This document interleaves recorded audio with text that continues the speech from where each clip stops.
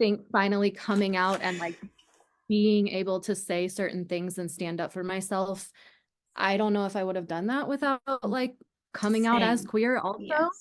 And it's given me a boost of confidence and made me realize that I can do and say things that I never would have used to. Like I would have been like, oh no, not me. I'm not going to be that person. But now I'm like, fuck yeah, first in line.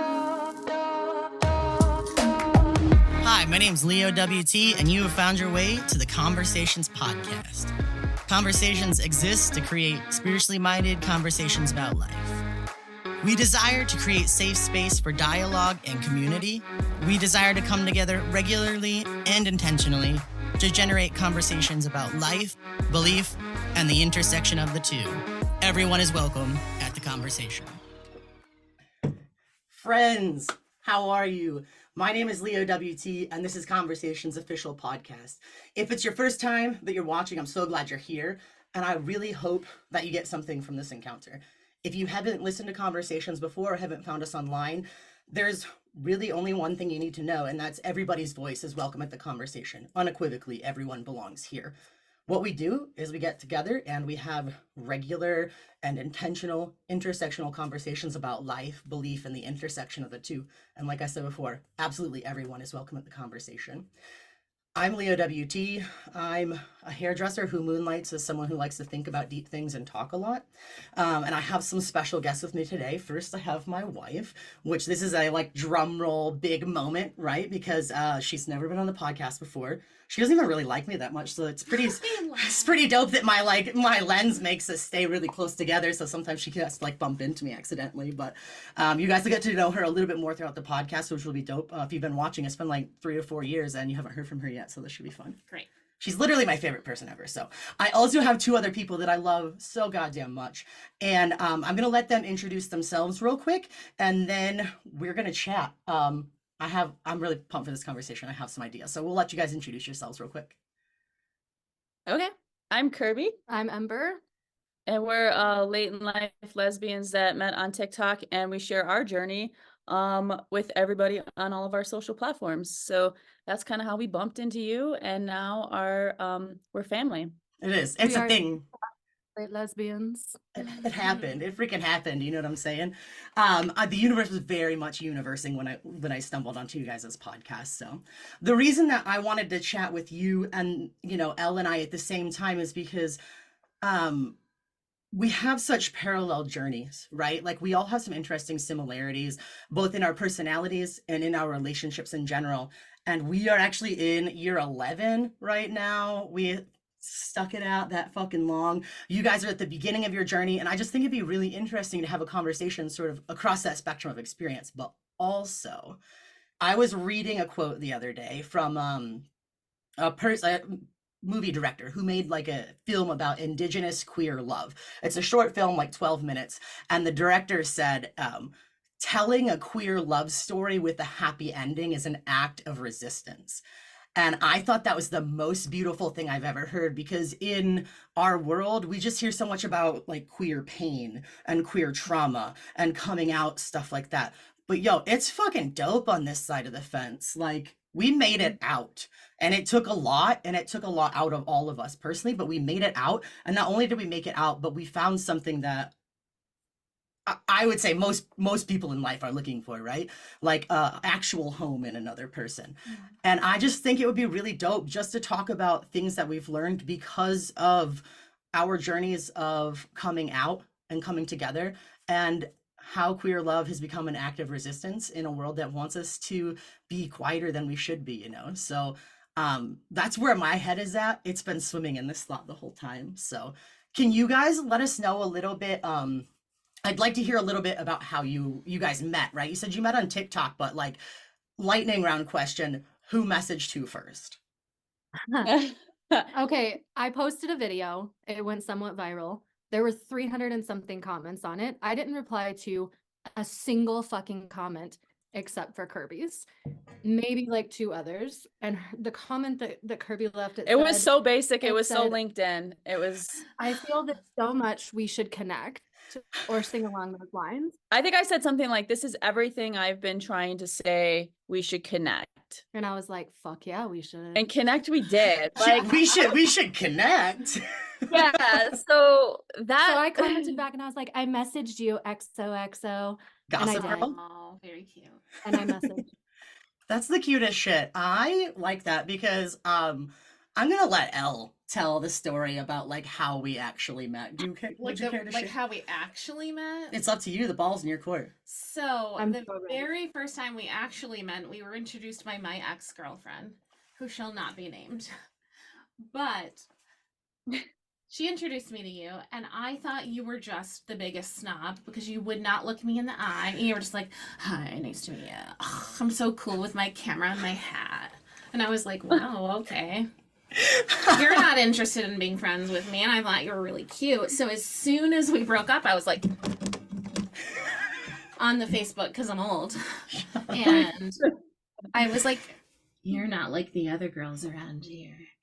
That was my line. Plot twist. I really wasn't like the other girls around here, It's which is so great. embarrassing. She actually said, "You're like worldly," and I was like, "Fuck yeah, that's the adjective I've been looking for. Let's go." Just kidding. I was a chicken shit. I actually didn't even accept her Facebook friend request for like a week until my best friend was like, "Fucking accept it," and I was like, "She's too pretty. I cannot do that." Luckily, Elle hit on me because that was absolutely the moment that changed my life. But for us, the reason I didn't speak to her, and it's so funny to hear the experience from her side, because from my side, I'm a golden retriever and I am super loyal. And I was engaged to somebody else at the time who unfortunately did not have the same penchant for loyalty. Womp womp. But here we are now. But on God, the moment that I saw Elle, I was just absolutely drawn to her, 100%. I just had learned her name. I was there taking pictures for work for a photojournalism assignment for the newspaper, and I saw her, and it was just this fucking like insane magnetism. And because I'm so loyal, I said, I cannot let myself have any sort of relationship with this person because that would be a disservice to the person that I'm with. And so we That's didn't. why I love you, because you're so loyal. I am. I'm like a golden retriever puppy. And so we didn't talk for like It was a while. year and a half, 2 years, something like that. And then when my ex-wife cheated on me, I started like working my shit out by working out at the Y. And the hot Zumba instructor here would she stayed a little bit longer after class every day, and I just kind of like stretched a little bit closer to the door every day. I actually used to take creeper Snapchats with her in the background. My friends and I I would go did to the not gym. believe that until I saw the picture. I repost this every year as an annual reminder of how not cool I am, because people have a misconception that I'm cool. I used to take selfies with her in the background, and they were absolutely not consensual. And so I repost it every year because the selfie said just hanging out with hot Zumba instructor. And then luckily Elle added me on Facebook, and we went on a first date that lasted for a whole weekend. And then she watched True to lesbian fashion. True lesbians. And then she watched my little dog for a week, and then I never left her house when I came back after that week. It was a That's good time. amazing. So fucking cute. I love that. I love that so much. I have to admit though, I did stalk Ember a little bit before the connection happened, because I think Ember was in my algorithm before I made it through her to her algorithm. And I just remember seeing a lot of her videos thinking that she was like the perfect mix of like fucking badass cool, but like quirky enough to be a dork with me like I need every day. And so I had been watching. I was a silent watcher for a minute and followed and was excited to get a follow back, because I follow and like I'll follow. Ember has a cutoff. 420 is Ember's cutoff on her TikTok follow. And you have to make the cut. And she's got to delete somebody for you to get in the door. So it's not a big deal to get a follow from Ember on TikTok. I'm Serious. pretty sure she followed me. Must have been so disappointed on my 6 videos. She had to get rid of someone to love my 6 videos. No, I watched all 6 videos. Oh, So I love you. So what is the thing, Ember, that drew you first to Kirby once you guys started talking? What was the thing where you were like, this is something different. I mean, obviously, empirically speaking, Kirby is a beautiful fucking human. This we know. But look beyond the pretty eyes, or at least give us what was pretty eyes plus. Like, what attracted you to Kirby? Well, I think like when we first started talking, we started talking as just friends because we were both very much so married, and Mhm. we were super honest with each other about not really wanting like divorce, or like we both kind of wanted to like explore the idea of what we were feeling, but also be content and safe in our marriages and our motherhood and all of the things that we already had kind of established. And we shared that pretty fast. And it was Mhm. like everything that both of us were saying, we were like, same, same, Mhm. same, same. So it very quickly went from like really good friends who really saw like everything on the same level to like, well, shit, we have feelings for each other at this point. Like, why don't we meet in person and see what this means for us? And we did. And then I feel like it was in the beginning, it was very much a safe space. For me, I was already Ember had not really connected with anybody on this level. I had I never gone to any meetups. I had never made any like new true relationships with any lesbian or in that community friendship, any of it. I had just blown up on TikTok and I was like, I don't really know. Like I had chatted with a couple girls and that was it. But Kirby was like the real, like the first real friendship that I made that I opened up to at all. and I had already experienced going to meetups, meeting people, having conversations, whether it was text, DMs, Snapchat, all of that. I was low key not being I was struggling with knowing I was super fucking gay and married and thought that I missed my opportunity. And then I was just ever so slightly dipping my toes in the water with allowing myself to have attraction and conversation. And that was it.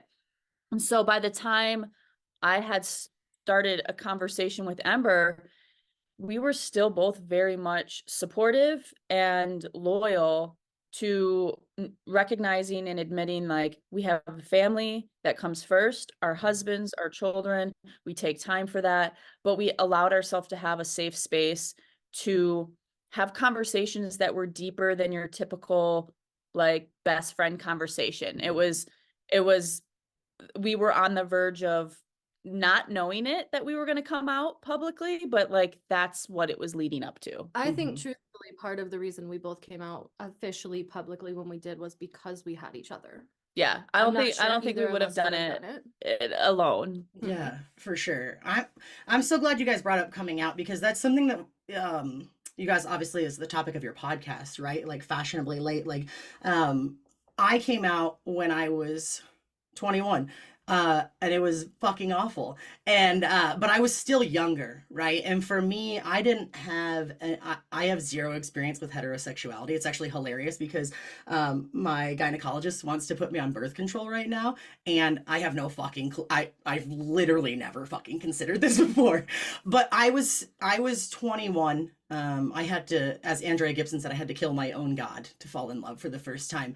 But you folks went through a little bit different of an experience because all three of you came out later in life. Interestingly enough, we came out at the same time as well. Yeah, yeah, I'm just a lot older. yeah. We did. We actually came out So, at the exact same we time. didn't know each other. No. Mm-mm. But you How came out when you old were were you 20. when you came out? I was 30. Okay, so same. And then we met when Elle was 33. I can't believe it's been 11 years. I was so young. She's a hot young thing. But I feel like Elle also had the kids, right? Which on just as like personal note, I hope that one day my kids know I chose them as much as I chose Elle, because for me, wanting to be a parent was non-negotiable. I don't understand why we would want something that's so painful, and really it's like a zero-sum game, because basically you're just going to make them, you're going to feed them, then they're going to hate you. Womp womp. But I always wanted to parent, and so I chose the kids as much as I chose Elle. But you guys had, you had established relationships, you had kids, you had these things.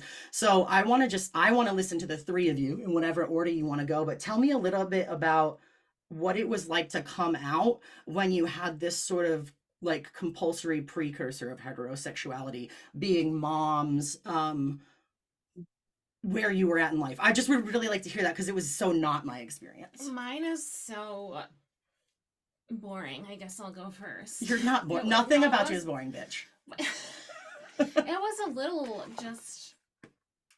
It was. I didn't really come out. I just started dating girls because, Yeah. like, I feel like I was going through this metamorphosis where I just wasn't connected to a lot of friends Yeah. that I had been connected to, and it was just kind of me. And I just started hitting on girls. And I did tell my mom, and she just said, "Cool, when do I get to meet her?" It was just very non-eventful and chill. That might be the best thing your mom's ever done for you. The only thing she's ever done. Literally. That was the coolest thing about my mom. Yeah. That's for a whole nother episode. And the though. kids were super chill when you came out. Yeah, too, all right? the kids were like, my daughter looked at me. I think she was about Isabella, right? 9 at the time. Yeah. And she just tipped her head. She's like, I'd understand why you like girls. They're pretty and they're soft and they smell good. But Mom, I just like boys. I was like, that's okay. That's great. But they got it. They didn't. Sorry for you, kid. Actually, funny story. One of our kids actually had to come out to us as straight. Our oldest came out as like a female who was attracted to men. And she's like, Mom, Leo, I have something to tell you. I think I like boys. And in like complete cartoon fashion, Elle screamed, "What have I done wrong?"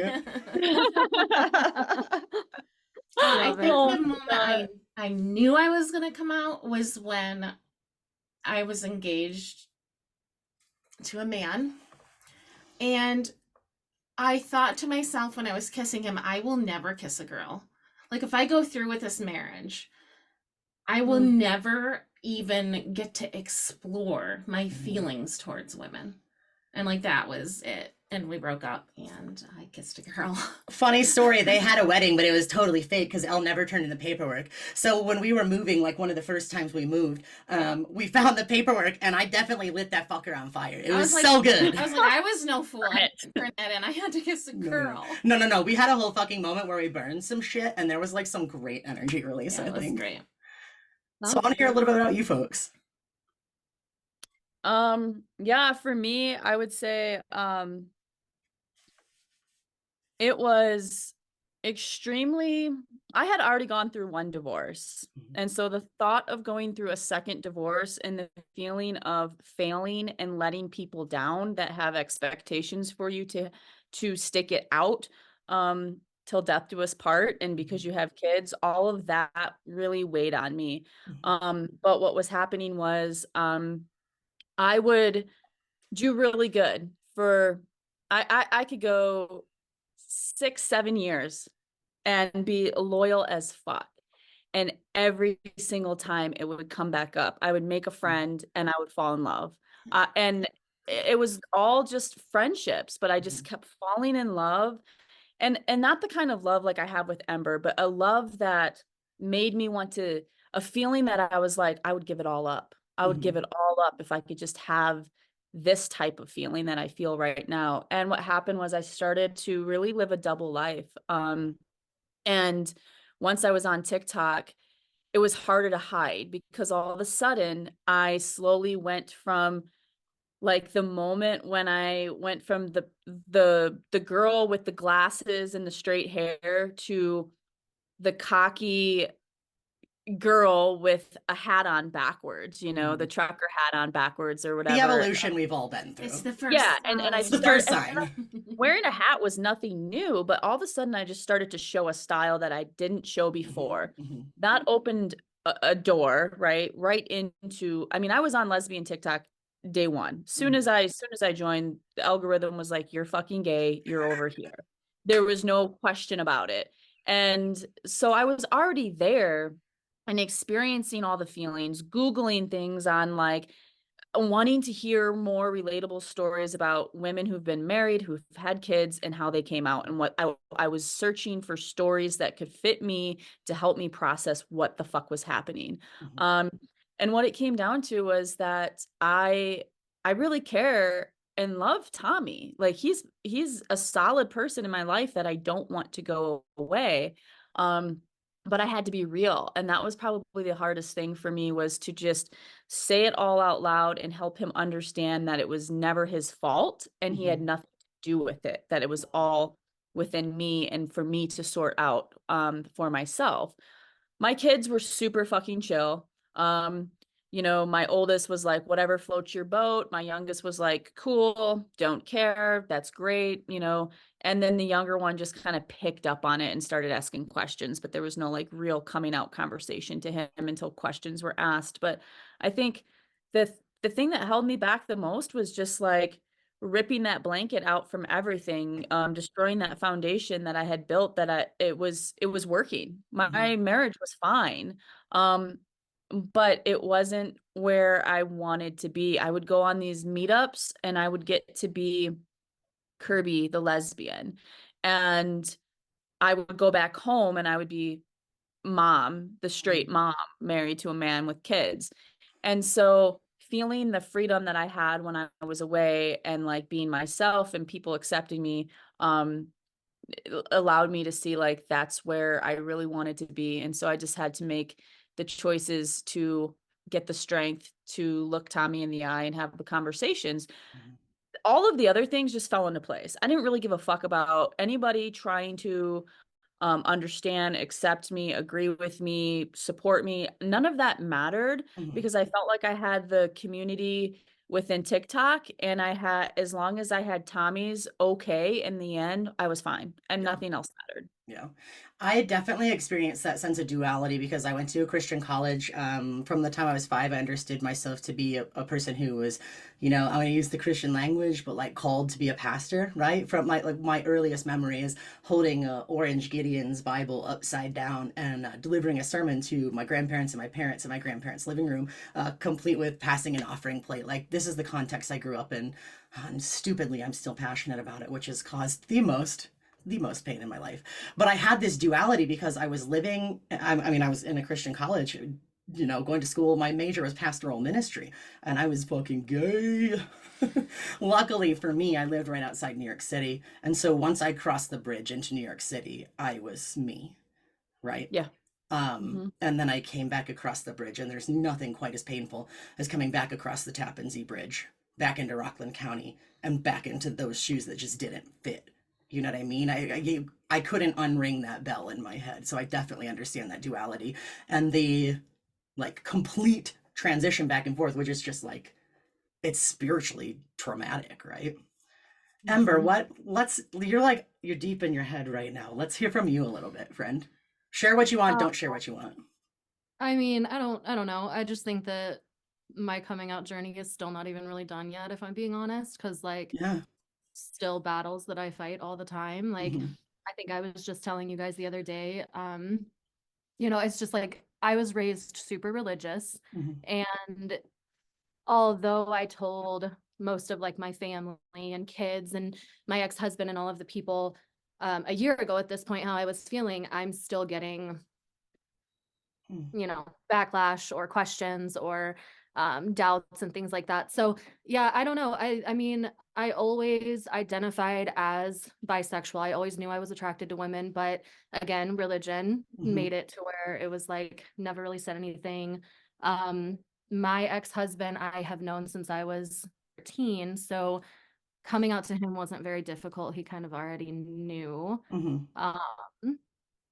But I think his approach on it was a bit of a different outlook. I think he was hoping to like benefit from it or be a part of it.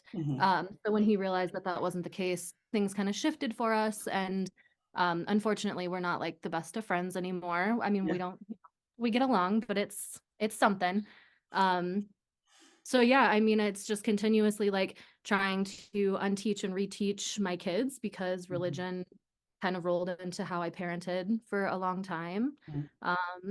And then just like continue to try to be myself for the people who are confused and don't get it, which is quite a handful of people still to this day. So something I've learned from our relationship, for me, I'm always like cut people off. And what I've learned from Leo is that a lot of people, if you just give them time and patience and space, they do come back around. And I'm not saying everybody, but a lot of people do soften up and come back around. Yeah, one of my good friends, her name was Katie, And we both went to Nyack College. We were both pastoral ministry majors. She's gay as fuck, and she came out slightly before me, and really she provided a lot of safe haven for me.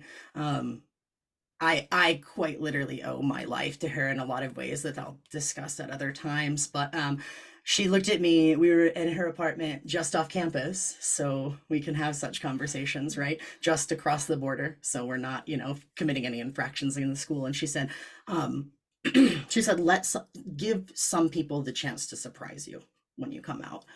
And I have since tried to practice like such a more like open postured experience with coming out to people. And just this past like 2-3 years ago, my mom apologized to me for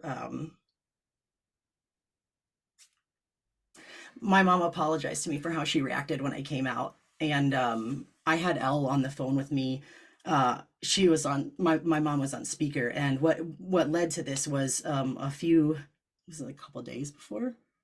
Oh, fuck estrogen. I'm gonna cry while I say this. It's okay. A couple days before my mom called me, I made a video on Facebook Live. I've had Facebook since I was 15, right? I've had Facebook for a horrifying amount of time, but I've never really like went viral or anything before.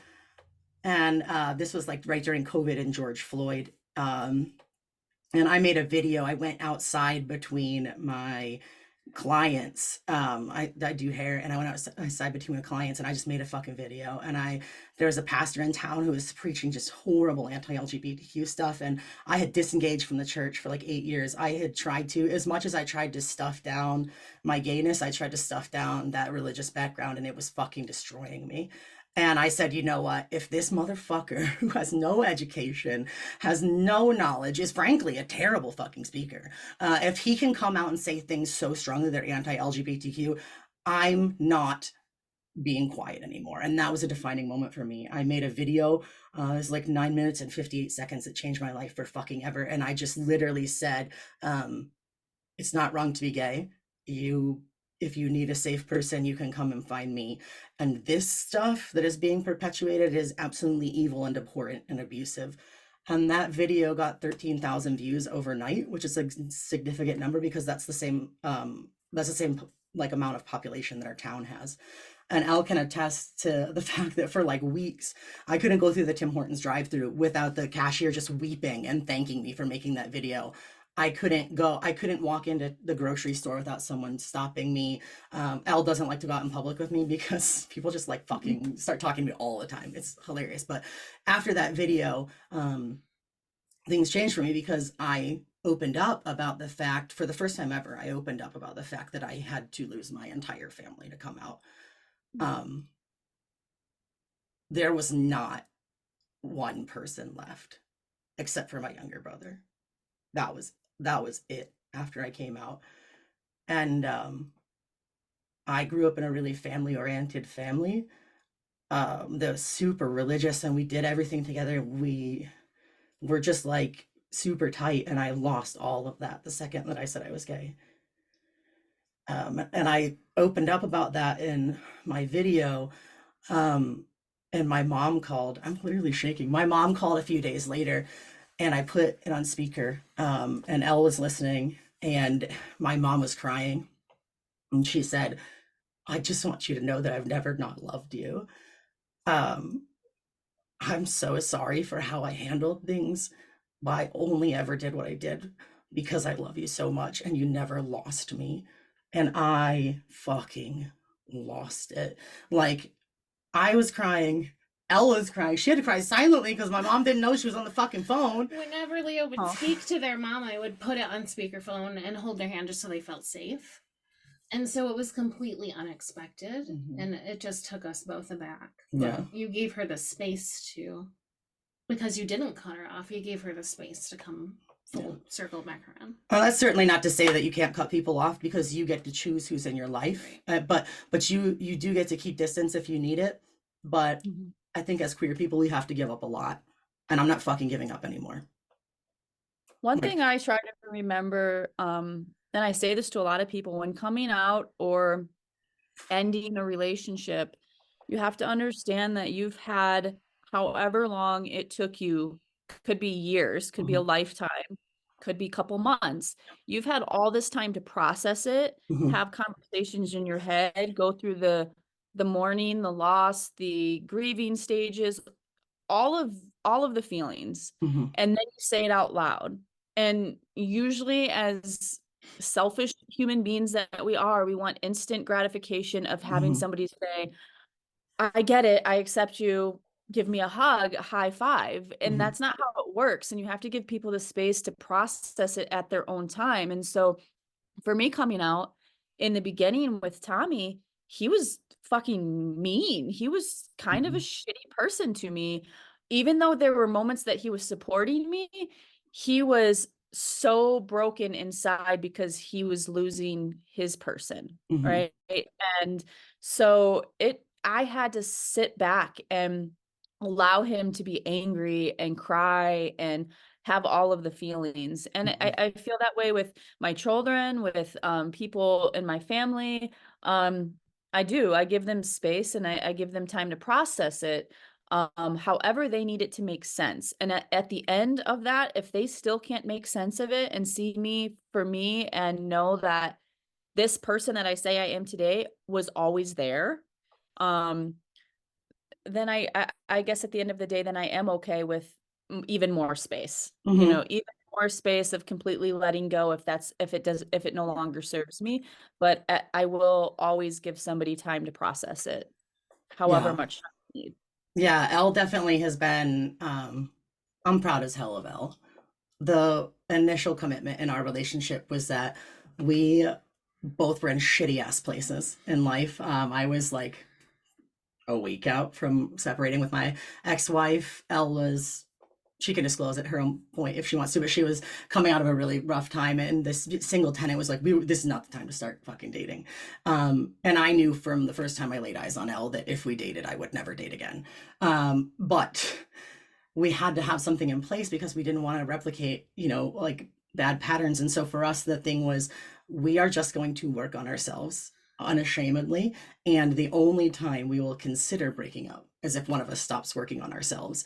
And for us, that's involved letting some people go. And that's involved letting some people in, like letting my mom in to see our love and to see that we're just so fucking normal. And I am the daughter that she raised, even though at one point I had a beard. Like letting my mom into that love, I think has been transformational for her in a way that, like, I really think queer love changed the fabric of the universe in that way. But we've also had to create distance because some people have been given enough time and they were still being abusive, and that's something that Elle's just working through right now. So I've adopted Leo's mom, Yeah. is what we're saying. How long was it in between when you came out, Leo, and when your mom called you that day? Shit. 10 years, More than 10. 12 years, Yeah. 12 years. When Did I you guys first, talk much during that time? Like during that 12 years? At first it was really bad, and I don't think there was much contact because No. you weren't safe around your family to not be sent to a place where they would. Like a camp? Yeah, I was at a Christian college, and were it not be for two of the best people I've ever met, I would not have graduated because I was breaking the honor code by coming out. And my parents tried to call my school and tried to find out where I was. I came out in Ohio from my friend Katie's apartment because I didn't feel safe to be around my family. And that conversation ended with my mom yelling through the phone, like, "You're in the Lord's hands now." And then I yelled, "That's the only place I've ever wanted to be." And I hung up. And then I laid on the ground and I drank a 6-pack of woodchuck cider and listened to City and Color while weeping. So there's my coming out story.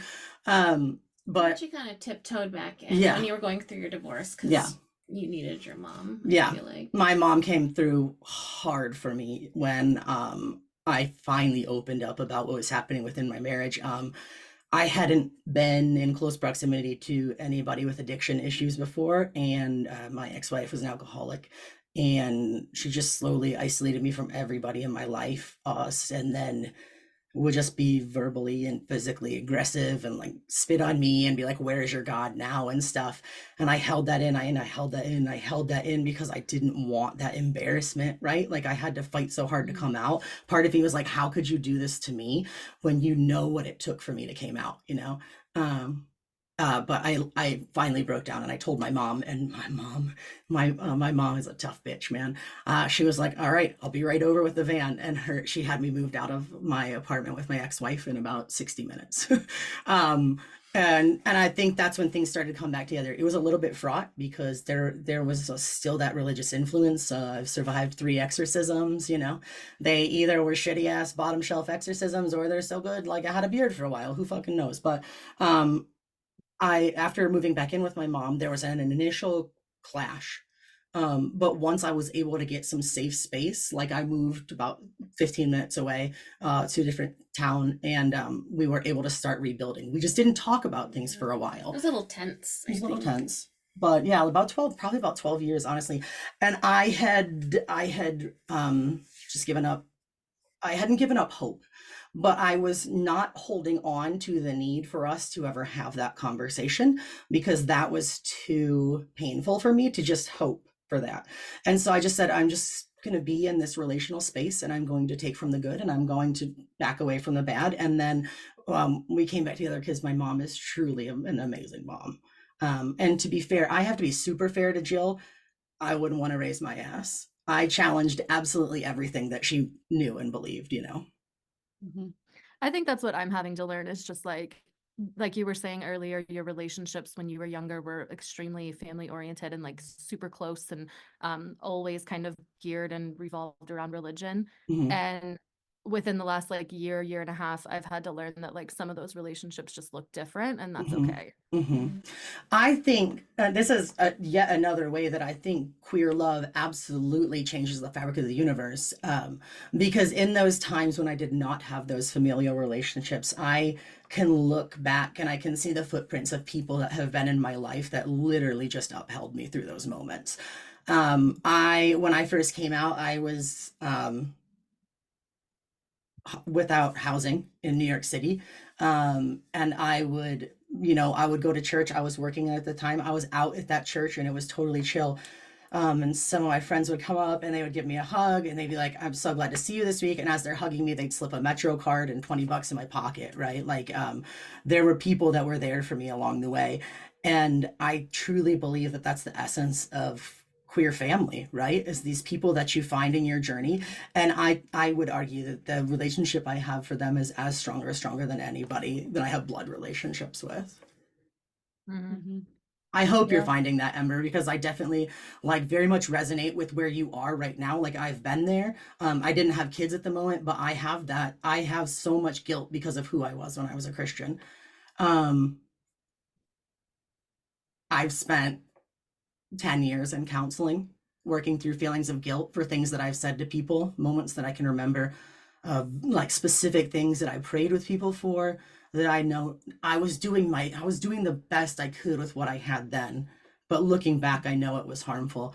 And I know that guilt it's fucking killer. Like, if I'm being honest, I can't say I've really kind of tore it out of my heart, but I do think that being in spaces where people are just like, you're gay as fuck, and that's like the most boring part about you. I just fucking love you. Being in those spaces has started to be healing for me. Because people are affirming the good things that they see in me, and they have absolutely nothing to do with religion or past actions, you know? Yeah, I think I'm definitely finding my new chosen family slowly but surely. And I don't know, learning how to navigate that guilt, but also remain strong enough to break the cycle for my kids mainly. Because that's the one that like really fucking hits, you know, when your kids look at you and say a certain thing and you're like, holy shit, they think this way because of me. That's shitty. Yeah, I feel like you and Elle would vibe on this because Elle has been frankly like a very like brave and bold pattern breaker in her life. It's exhausting sometimes. By being alive, by being a good person and by what you say and do with the kids, you've made like very distinct decisions to try and create a different future for them than the one that you grew up in, you know? Yeah, that was my main goal. I don't think I did perfect.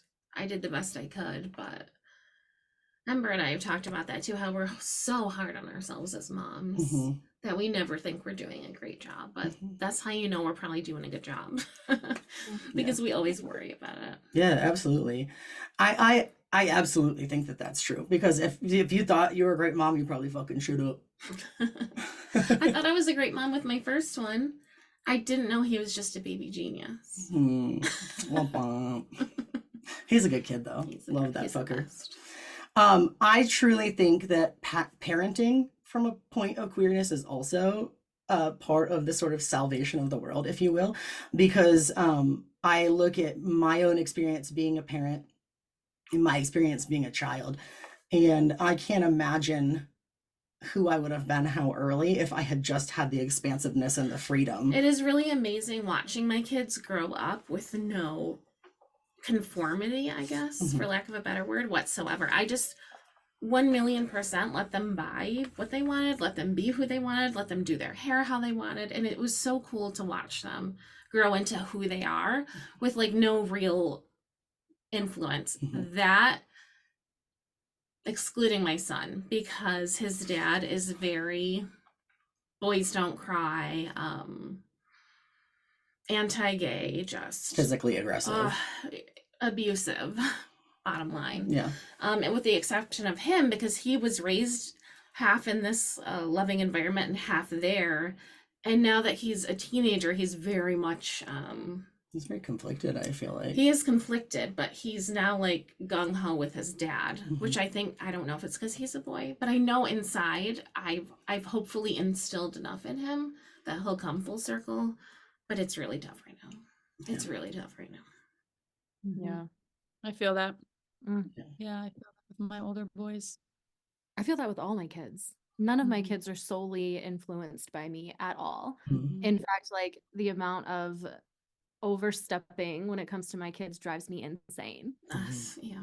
And you're like just here trying to create this brave, open, vibrant new space for them to live in, but you have people that are trying to keep them trapped in that like black and white two-dimensional field. The tension between that, I mean, I didn't experience that as a kid. My parents were together until I was an adult, which is honestly fucking terrible because you have all these kid feelings, but you're expected to process them as an adult when your parents get divorced as an adult. It was fucked.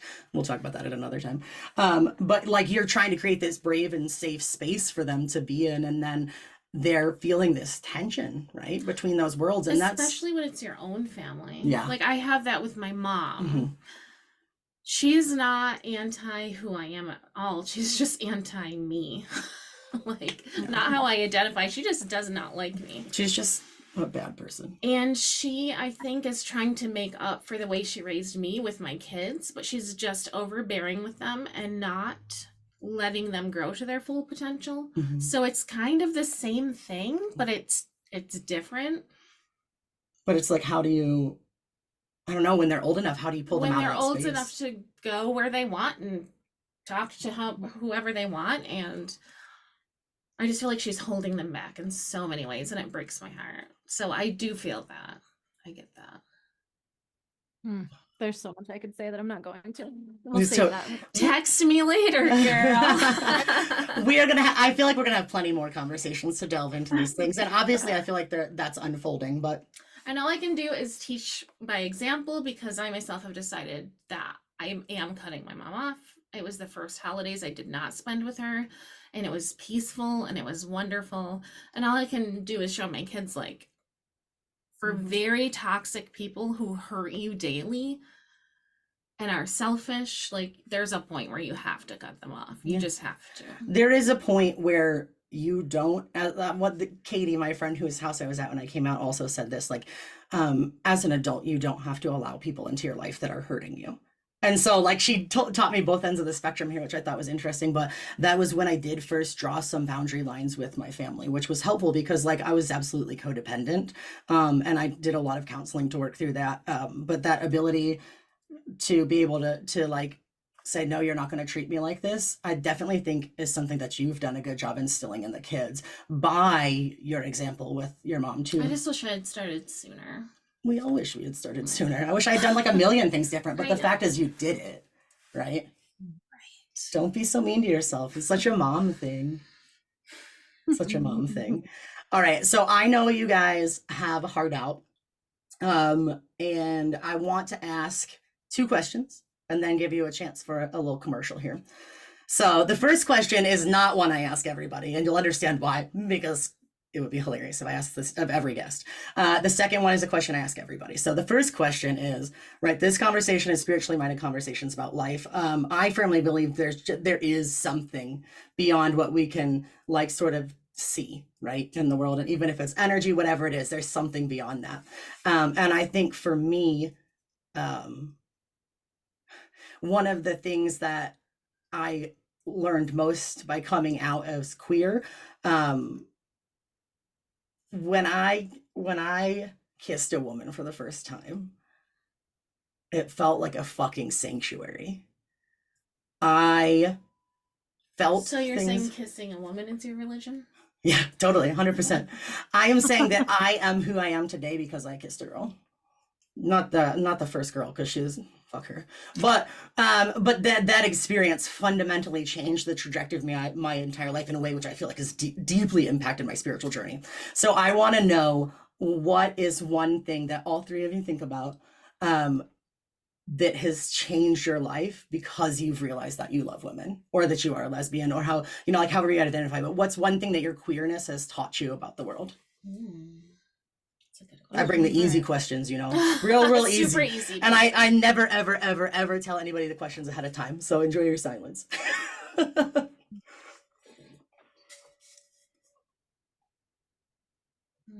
I would say for me, it's my gender expression. And for me, queerness has been being able to properly express myself in a way that fits me all the way to my core. And for so long, any job I would get, I would have somebody else go shopping with me and pick out my clothes, because I knew I had to look a certain way and I wanted to fit in. And so if I wanted to look femme and girly and all of the things, I had to have a friend pick my clothes out and help me figure that out. And it was super uncomfortable. And until I finally allowed myself, because I was always told to be more ladylike, I was always taught to be, act like a girl. I had to break free from all of that. So for me, it wasn't so much about being with another person. It was allowing myself to be with myself. And now that I'm so comfortable being with myself and I can share that without any expectations or hope that somebody sees me for that, because all I need to do is see myself. That's I'm gonna stop the recording now. Shit, son. Did you go to school to be a pastor? All right, there's 2 of you left. Like a whole secondary episode on that alone, because Yes, I want to vibe with you on that some more, because I feel that to my fucking core. Yeah. For real. Yeah. Even when we first met, I was like, why are you shopping in the girls section? And you were like, what? And I was like, what? Well, and it's interesting because like even after dating Kirby for a year, there's still things that like we went through a bin that was down in the basement or something, and we're pulling out all these fucking padded bras. And I'm like, these were yours? And it's wild because a picture of you will come up or something. And I mean, truthfully, you're talking about somebody who like I played the part. I down played to the part well. bras, down to the tights. But you can still see past all of it in the pictures once you like know where the comfortable actual 100%. person is. Yes. And I look at the pictures and I'm like, what the fuck? Yeah, that's how I feel about my pictures from graduation. I was just like, my shoulders are slumped. I'm in a fucking wrap dress and like stilettos. I'm like, it's always like you're kind of hunched over and like hiding almost a little bit. Exactly. And you can feel the lack of confidence and just the difference, like just through a photo itself. You can see it. Yeah. It's just a bunch of fake shit that makes you feel okay in the moment. Yeah, Yeah. I mean, I was a shitty ass girl. I was like the worst girl. I never played the part well. I was in a glass fucking closet.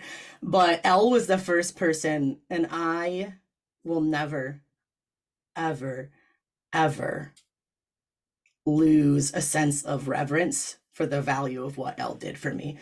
Oh, that's so sweet. Because Elle, at a complete risk to her own safety and security in this world, pushed me out of the closet of identifying as like a binary female. Elle had just come out as lesbian. Um, we are fucking parenting 5 kids in rural America, and she's just feeling safe and comfortable and home for the first time. And she was willing to risk that all because she knew I needed to actualize as a person. That's I a don't fuck. think that relationship can work if you're holding someone back from being who they are completely. That's a just never gonna work. fucking. That's a fucking woman though. Like that's a Well, fucking and I woman. Kirby and I can kind of relate to that. Maybe not on the same level, but I No, remember I when definitely think you can. That's one of the first things I thought about when I listened to your podcast, actually. yeah, because when Kirby first came out to me as non-binary, I one was completely uneducated on it. I didn't really Mhm. even know like what exactly they meant when they said that, but the same Mhm. thoughts went through my head that you kind of just expressed, where it was like, holy shit, I spent so long putting myself out there and getting to this place, and I'm finally able to say it, and then to have people come in and say, well, you can't label yourself this way now because Kirby's You're not a non-binary. real lesbian. It's my And favorite line. it was really, I mean, I didn't like take a toll on me or anything because for Mhm. me, it was like, well, Kirby is Kirby for me, Right, so right, off. But right. it's definitely a little bit of a stinger when somebody says something like that Mhm. after you've fought so hard Mhm. to say, I'm a lesbian, Yeah. you Yeah. know? I And think for it's me, go ahead. so for me to still say I still identify as a lesbian. Yeah. You know, I do. A queer lesbian, and to the point of even saying I identify as a non-binary woman because I am a Mhm. mother, and I take a lot of pride in and birthing my 3 kids and getting through that and Mhm. experiencing those moments, and those are the pieces of myself in my life that I don't want to lose. Um, so because it is so fluid, I think some people they want this like hard stop on the Yes. spectrum of Yes. like Mhm. make it make sense on here on this Mhm. map so I can make it make sense for me. And it's like, it doesn't have to. It's Mhm. so fucking fluid. It doesn't have to. Most of the world just hasn't caught up yet. I think Mhm. you guys are just really ahead of the game. High Yeah. five. Yeah. High five. And we that too. I think that's part of it. It's just it's kind of a whirlwind. But a lot of people don't know is that I came out non-binary to Tommy and to my place of employment before I even came out lesbian. I was non-binary, bisexual. But the interesting thing about that is that I never knew. So ignorance is bliss. I guess I fucking had no Because idea. what happened was that I had opened up about it to a few people even on TikTok, and they started to really lean into the they them pronouns, and I was still uncomfortable with it. I wasn't Mhm. ready for it because Well, I you had still she, I had they she they for a for the long time. longest time on all of my social handles, and I kept that for the sake of making sure everybody felt comfortable, Mhm. nobody would mess it up, whatever you I did wanted, the right? same. And then it got to the point where I was like, ick. It's an ick for me. It no longer serves me. I can't have this attached to me. I need this removed today. Yeah. Yep. Yep. I feel And then like that was it. that's what I've learned about queerness actually is like kind of being non-apologetic Mhm. Mhm. about who I am, about who I look like I am to the world and who I'm not. And roller derby has taught me that too. Like, basically taking up your space in the Mhm. world and not fucking apologizing for it Mhm. anymore. Mhm. And I find myself doing it sometimes because it's as a woman, it's ingrained in you since day one to Mhm. apologize. Mhm. But I've been doing things like not getting out of men's way when they're walking towards me Mhm. and just being non-apologetic. And let me tell you, it's so empowering. It's Yeah. been wonderful. I can definitely see that for you in your journey so far, I 100%. have bad days, but most days I'm like, get out of my fucking way. We're trending up. Get out of my Everyone way. has All right. I think you're the last one. What is being queer taught you about the world, Ember? I think when you asked it, the first thing that came to mind for me is that most of my life I've been very held back and shy and people pleaser. Mhm. And it didn't take much for my family or my friends to express a certain thing. And I'd be like, oh, yeah, you're right. Like, Mhm. I'm not going to have an opinion on it.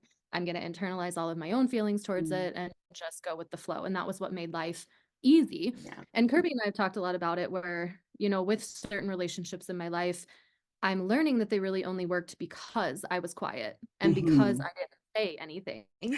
And I think finally coming out and like being able to say certain things and stand up for myself, I don't know if I would have done that without like coming out as Same. queer also. Yes. Mhm. Yes. And it's given me a boost of confidence and made me realize that I can do and say things that I never would have used to. Like I would have been like, oh no, not me. There, I'm not going to be that person. But now I'm like, fuck yeah, first in Like line. all of us I are need- saying it's okay to make other people uncomfortable in Mhm. order to be who we truly are. Yeah. It's But okay. the most interesting part about it is that even though I think it's taught me good things, it's definitely kind of like weeded through the people that Mhm. are the ones that I only had because I made them comfortable. because when you right? stop, Yup. when Yes. they Yes. stop benefiting from it, Right. usually they Yes. pull back. But one thing, like I mean, this has just been like we've been leaning on each other, obviously holding each other up and working through things. And even this past weekend, Ember was getting ready to text a certain person back and started it off with, I think, dot, dot, dot. And Mhm. I stopped right away and I was Why like, are you? Yes. I said, where is the assertiveness? Say what you need to say, be direct. There is Yeah. no more letting that little bit of wiggle room, that little bit of bend to allow the No more person to kid come back gloves. like they always Well, I do. think Kirby looked at me and they said, "Do you think or do you know?" And I was like, "Well, I know." And they said, "Then erase I think." What are you I've been deleting so many I thinks every time I go to write them. Just I have a friend. I think I got this saying from a friend. Rewind. I'm gonna edit that later. I made this saying up. But I always say to people like I'll say to my like one of my besties or even Elle, don't kneecap yourself. Yeah. Do You say- not kneecap you yourself. say that to me a lot. I do. You're a badass bitch, babe. All right. So one last serious question. I'm gonna ask it to each of the couples separately. I'm exhausted. Still doesn't have as much social energy as me, but then we'll set you guys free. So the last question is, what is if people only took one thing from this podcast, like one or two sentences, what would you want them to know about queer joy, about queer love, about the freedom that comes because two fucking women fell in love? What's something that you want people to take away? And you can answer ours because I talk all the time. Okay. Am I going first? It's up to whoever. Oh. You can answer it as a couple or I individually. would say the biggest thing that I want people to walk away from is to know that no matter what kind of cycle you lived in, how you were raised, how you viewed yourself, anything can be broken and changed and Mhm. worked on and never stop evolving. And love is love no matter what. So doesn't matter. Yeah. There we Amen. go. There we go. Do you have anything you want to add, Kirby?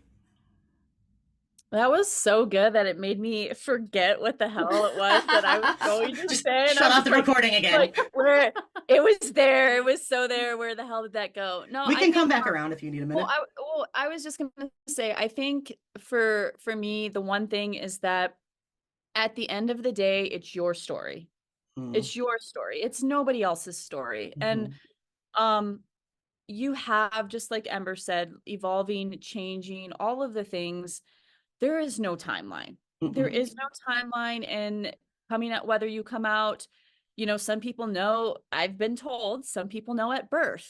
mhm, Fucking hallelujah for you for knowing that soon when you took your first breath. mhm, Unfortunately for us, it took us many years, and that's okay too. And there's mhm, no one right or wrong way of coming out and discovering yourself. Even if you still discover you're fucking straight at the end of the day, high five to you. Know who you know and now. learn, right? And so just let your story be yours and don't expect everybody to want to read every chapter and get to the end. Not everybody's going to make it to the end. Mhm. And if it's just you at the end, fucking great. If it's the real you, fuck yeah, right? The Right. authentic. Yeah. 100%.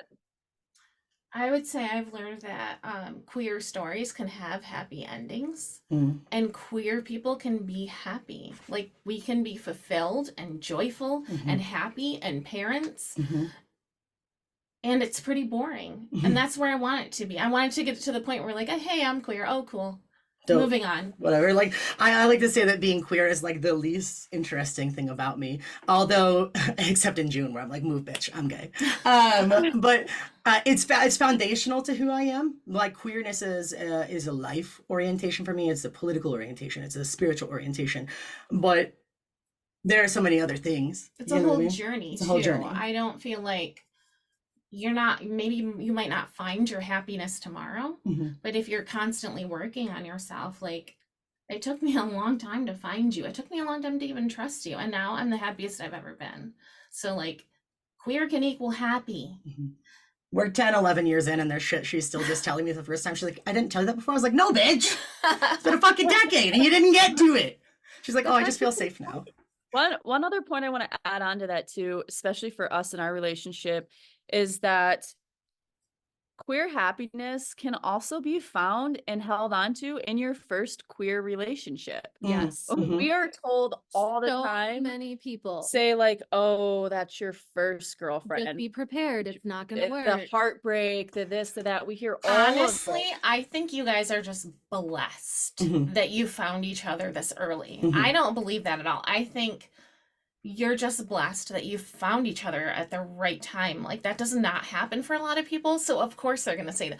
It didn't happen for me. We had friends that would look at us and say, oh, like, you guys like each other so much now, just wait 5 years, right? Yeah. Just wait 7 years, right? All the time. These bitches be divorced now. We're in year 11. Yeah. Don't listen to them. Don't listen to them. We joke sometimes about, like, oh, if we would have met each other sooner, because there were times where Kirby would travel to Colorado and I was probably 30, 45 minutes from where they were at, and we never ever crossed paths. We say that all the time. We say that all the time because where we live is so small. Yeah, but then full circle, we're like, but wait a second, like, this wouldn't have happened in that, and we might not have been in a place where we would have been open enough to do this and be where we are right now. So I don't know. I think that, like, being fashionably late might have actually worked in our favor in a way that, like, this could be the first and last. Yeah. Yeah. Hell yeah. I think we're all exactly where we're supposed to be. We talk about that with my parents too. They met so young, they didn't know themselves. And if you go, it's like having a computer without an operating system, right? If you don't know how to operate yourself, how can you possibly operate in a healthy way in a relationship? And I think it's so beautiful that you guys get to do that together. Fuck Like, yeah. I wish it would have been weird because we have a bit of an age gap, but They got an age gap too, it's I fine. know, but they met later. You know what? I would have been in kindergarten. No, I'm just kidding. When I was 18, how old were you? You know what I'm saying? Like that. I was would've been 17. Yeah, right. That would have been weird. But you guys are so blessed to be able to.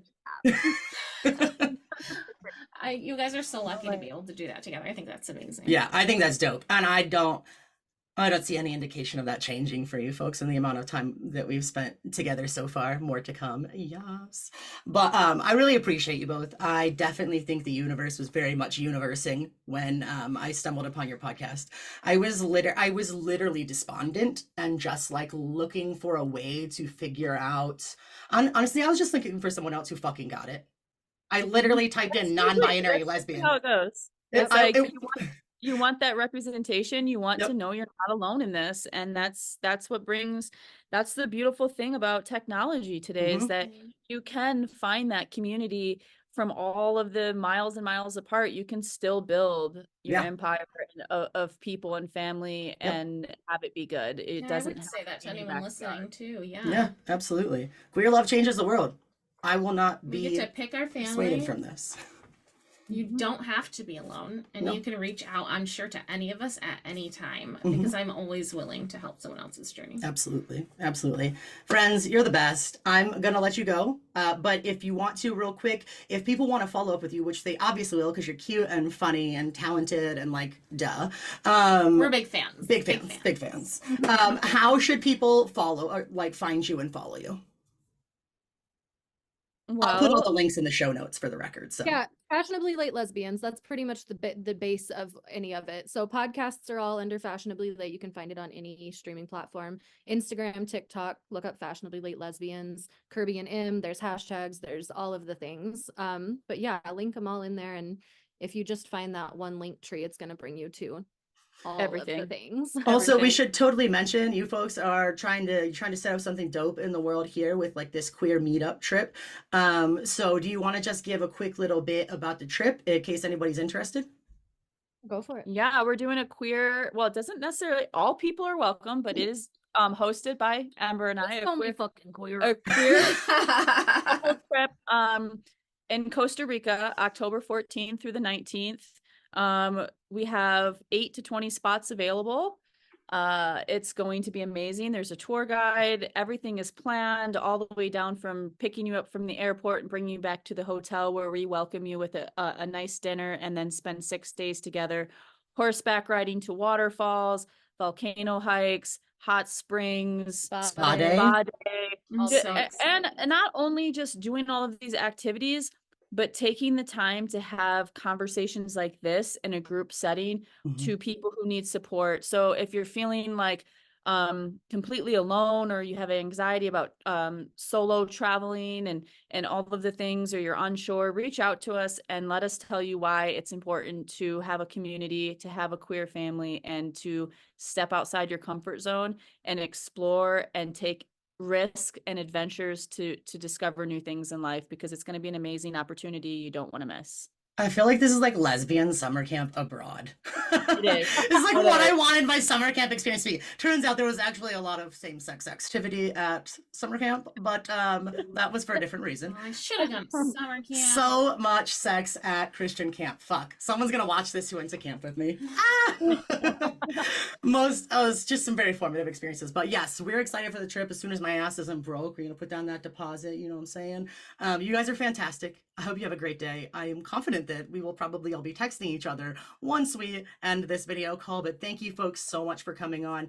If you're watching, thank you so much for joining us in the conversation. And please, please, please know that you belong somewhere. And if you haven't found those people yet, they are there for you. And if you're having trouble finding them, message one of us. Have a good day, everybody. Absolutely. Thank you so much. Thanks We for love coming you. on, friends. Bye. Bye. This has been the Conversations Podcast. Thank you so much for joining. If you have any questions or comments, or just want to get involved, feel free to join the conversation on social media. You can find us at Conversations Official on Facebook, Instagram, and YouTube.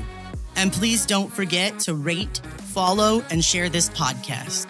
We're available on Anchor, Spotify, or wherever you get your podcasts. Thank you so much for joining the conversation.